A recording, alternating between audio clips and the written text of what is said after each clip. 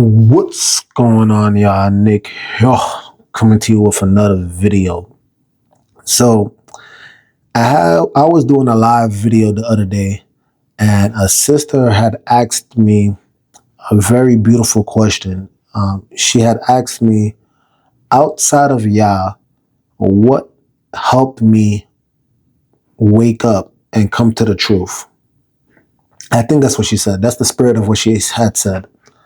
And when I answered the question, I had told the sister that, in short, it was simply reading my Bible. Now, although when I had answered the question, I was being very sincere and I was being truthful as to what helped me wake up, I do want to say that I think that's an oversimplification, because many people read the Bible, many people read their word, and not everybody comes to a particular understanding or a particular level of truth. Now, before I continue, I never wish to present myself as someone who has already arrived or I've reached the pinnacle of the truth. I'm still growing day by day. However, one thing that has helped me out in my journey was that I lived by this motto. And what's that? If you can't Bible it, don't follow it. I'm going to say it again. If you can't Bible it, don't follow it. Now, with that being said, I wish to ask you all a question. And this is a very sincere question. It's not facetious. However, in my studies, I have not found it. So maybe you guys can help me out, right? But I believe in the process of answering this question, which I'm going to get into, if you guys can answer this question sincerely and genuinely, I think it may help some of us come to a certain level of truth, and more importantly, escape religion. All right. So what's the question that I'm gonna ask? In your studies, when reading the Bible, can any of you find me verses, concrete verses, not innuendos? I'm talking about concrete verses and evidence that prove that there is a hierarchy within the body of Christ, the church, the ecclesia, the assembly. Can you find it? So in other words, can you produce a verse that concretely tells us that a deacon is perhaps under a teacher, and a teacher somehow is under an elder, and an elder under a pastor, and et cetera, et cetera? And if that's the case, where does the bishop fit in all of this, right? I don't know. And when I'm saying I don't know, I genuinely do not know. So I'm praying that you guys, if you do know a concrete verse, please provide it for me so that I can actually study it out even the more so. With that being said, I have never found it. I've never found it. I'm willing to be wrong, but I just never found it. In my studies, I do see a hierarchy on the other hand. And the only hierarchy that I've seen and studied out was where it mentions that it's Yah or God, Jesus, man, and then woman. And then we could probably insinuate that, children come after that, right? But that is the only hierarchy that I can concretely see and follow. Now, why is this important? The reason why I think this is important for us to answer is because, as I've said, if you can't Bible it, don't follow it. But how many of us find ourselves in religion, organizations, churches, assemblies, whatever you want to call it? How many of you find yourselves in certain groups where you see that structure set in place? You see that hierarchy set in place. And if you can't Bible it, the next question is, why do we follow it? Why? Why do we just go with the flow and just accept that, a deacon is under a teacher and has to report to them. There's a higher ranking between the teacher and am I making sense here? If we can't find it, why do we follow it? Why do we just blindly go on with the flow and we just accept it as is? And we never actually question these hierarchies, these very strict structures that there is no Bible to prove it exists. This is my humble opinion.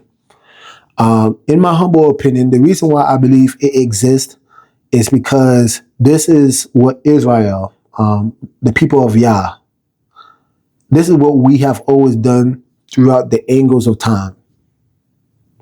Throughout the angles of time.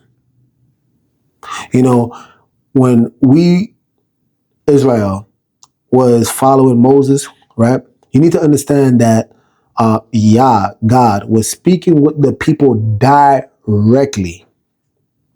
And when Moses, or rather I should say, when they saw how Yah would manifest himself to the people through the thunderings and the fire and the smoke and the very loud voice, the people were scared. And the people was telling Moses, no, you go speak to Yah. No, you do that, Moses. And do you see from that point, there's always been this person between you, the man or woman, but there's always this person between you and the creator. And then we could fast forward, you could see all the judges that went by where they were the mediator between man and Yah. You have Samuel, where he was the prophet and he was the mediator between man and Yah. And then when his children was going to do the same thing, you can see how we have even further separation, because now you start seeing the people say, you know what, let us have a king. Let us have a king like the nations. And Samuel was so angry because he was just like, man, you don't want to hear directly from the Most High through me or through my children. And Yah said, hey, don't get mad, Samuel, because they did not reject you. They rejected me. Listen to that, though.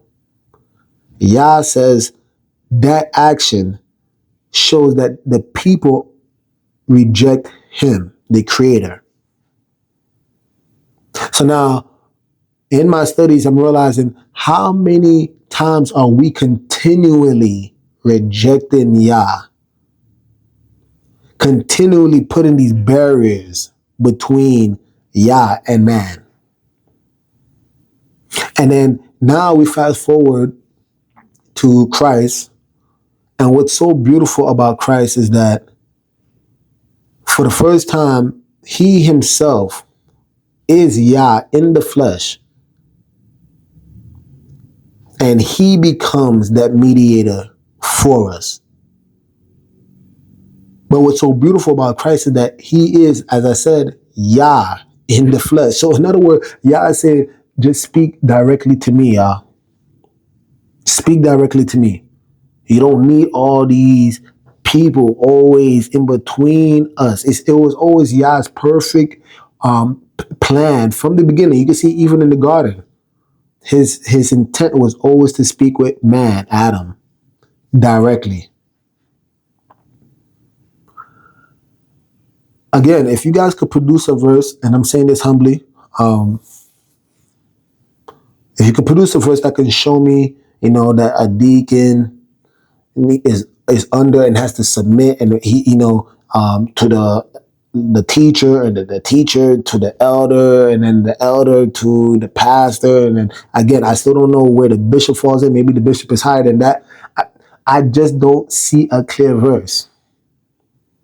And if you can admit that, or rather, I should say, if you also cannot see that verse, then how about, as I've said throughout this video, if you can't Bible it, don't follow it. Don't follow it. And then ask yourselves, why do we put ourselves, again, in organizations, churches, assemblies, groups, whatever you want to call it? where that unbiblical structure is set in place. And why even attend such places? Why do we constantly have, certain people that you have placed in between man and Christ himself? Why do you allow these people to lord over you and dictate what you do when the Bible literally tells us in, I believe it's First Peter, where it said that leaders, elders, right, they should not lord over the people with constraint. They should not lord over Yah's heritage. Think about that. But because we do have, because we don't follow the Bible, what you see is a bunch of people living in situations where the man has lost his dominion, preeminence, his governance over his family, and he forgoes his biblical right to be the priest of his home because he's looking up to this other individual to be the priest of their home. It's quite sad, y'all. But yeah, this is a genuine question that I posed. If you guys can find me the verse that clearly states it, I would love to study it out. Maybe I'm wrong, but I just haven't seen it. And